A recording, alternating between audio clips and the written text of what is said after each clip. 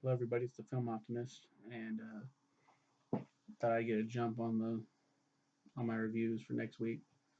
Um, Perfect time for this review as it's a somber one. It fits the tone as my kids are going to sleep, so very quiet um, for the most part. And as you can already tell from last week, I said this is going to be a sad one. It's a sad one. It's Boys in the Hood. You probably already saw it from the title, but 1991 film by John Singleton. It's his directorial debut, and I think Singleton also directed Friday. I could be wrong on that one though. Yeah, I'm wrong on that one. Um, I forgot that he passed too. Um, Ice Cube described this film, and this might have been his acting debut. Um, he described this as the tragic side, whereas Friday is the fun side of the hood. These films kind of go hand in hand. Um, with each other because they revolve around being in the hood. Boys in the Hood follows Trey Styles, played by Cuba Gooding Jr., and probably his best role in my opinion, who is since to live with his father, Jason Furious Styles, played by Lawrence Fishburne.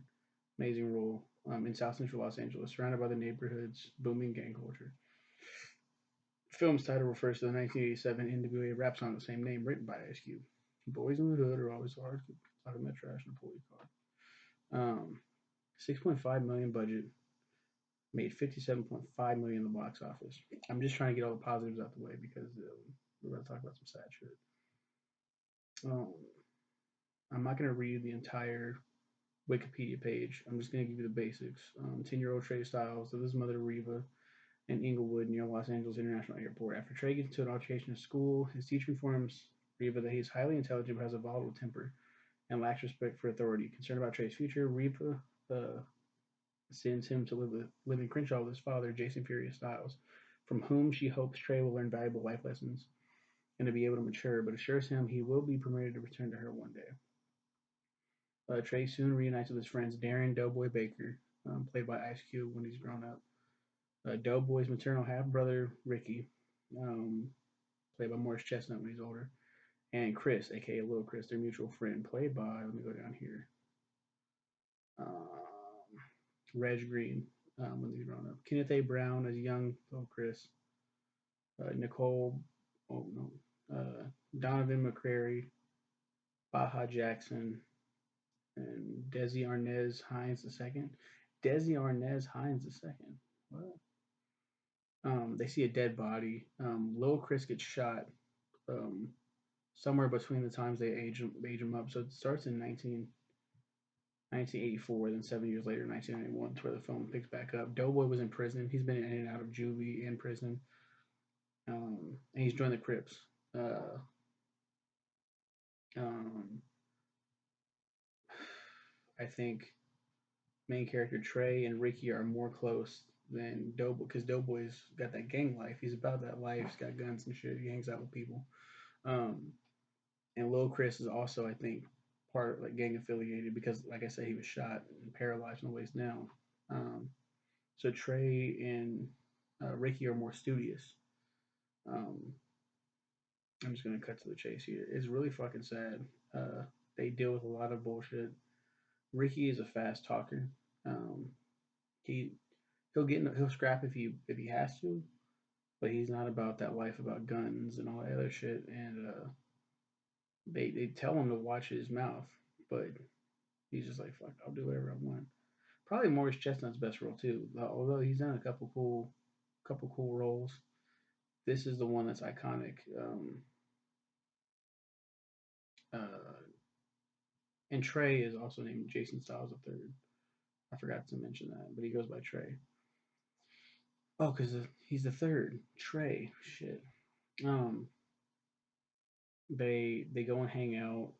There's a bunch of shit that happens in the movie that I'm not. Like I said, they see a dead body when they're kids, but um, I'm just gonna get to the iconic scene, the one that really tears me up and has always torn me up. since I saw it when I was younger. I think I was really little when I saw this film.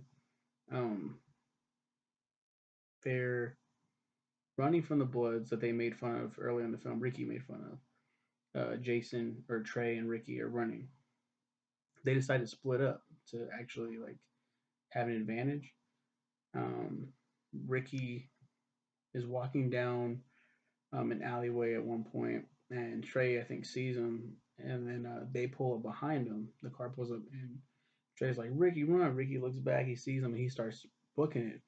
This guy was about to go to college. Um, they have a fucking sawed off out the window, and they fucking shoot Ricky to death. And it's like, it's not just sad that Ricky died, because he was college made and he was gonna make it out of the hood, but that's certainly part of it. Um, but like everyone talks about the statistic of black on black crime, and now it's like eyes have been opened. Um, there's no such thing as black on black crime. There's white people kill white people. It's not called white on white crime. Um, it's a heavy statistic. Black on black crime is, that they talk about it because of how it is in the hood. And, like, I could never fully understand that. Like, I grew up in an all black neighborhood where there were gunshots and shit like that. But like, I don't know how it feels to be pulled over by the police and be profiled. I don't know how it feels. I feared all my life getting shot, um, but like, there were no white people dying like that I knew of. It's mostly black people. It's really shitty, but that's how it is. And it's like it's even there are even worse areas, more crime filled, more ghetto, rundown, shit like that. Um, in the what was it called? I can't remember the street right now. Like in the 30s and shit like that. I was in the 70s, so it's like it's very different. Being down there in that neighborhood and walking around and being like, man, I'm a fat white kid. I'm about to get jumped. I'm about to get mobbed. Like fucking robbed. Um, fucking terrifying. Now imagine growing up in that environment and growing up around people that deal drugs and sling fucking. They got guns. They got all that shit. It's like thinking about going to school and people getting shot and killed in school. People just getting shot in general in school, being like, "Yeah, I got shot." Was wow. We all have a story, but like when you see a lot of those stories are very similar, it's like, um, and it's very sad seeing this. And like, and Doughboy Ice Cube is like, that's his brother, and his mom favored Ricky. I think it was Ricky's mom because they're half brothers. I think it was Ricky's mom favors Ricky, and he always like kind of resented Ricky for that, but he loved Ricky too. So when Ricky dies, he goes and he gets revenge. And Trey urges him, "Don't do it." After his dad tells him not to do anything, he gets a gun. He's like, "No." Um, and that's what I was trying to say. Like they talk. Lawrence Fishburne as Jason Furious Styles Jr. Um, tells his son and Ricky and a bunch of other kids. He's like, "You see that billboard? See the?" And he explains to everyone in the hood. Some gang members come over, and he's like, "This is how you get out of the hood. This is how you do this." And they're like, he starts schooling all of them, and it's a great scene. Um, but not everybody makes it out of the hood. These A lot of these characters don't. Ice Cube. It's implied. I always thought it was implied that he went to prison again. Nope. 2 weeks later, he saw Ricky Bear the next day and was himself murdered 2 weeks later. It's really fucking sad. Um, just a, it's a really, really good film. But I hate it because of how sad it is and how like there's a lot of sadness and tragedy in this world and in this country that we don't want to talk about. And I think now, being a 28-year-old man, I finally realized the reason why I hate this film. Like I fucking hate it, is because it reflects the ugliness and in real life that we fucking deal with. I don't. I'm white. I got it pretty fucking easy.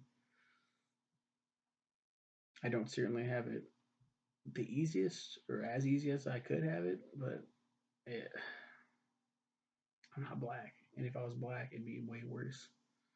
Um, if we think about, or rather, we don't think about third world countries and think about the shit that they go through, bombings and stuff like that, and we don't think about if you grew up in the suburbs and you grew up if you grew up rich, if you grew up more privileged than other people, you're never going to see it from the other person's perspective unless you actually like think about that shit and you're like, wait a fucking minute, like I gotta stop blaming them for how they are. I'm on my soapbox right now. I apologize, but like it just gets me thinking about like all the cop killings.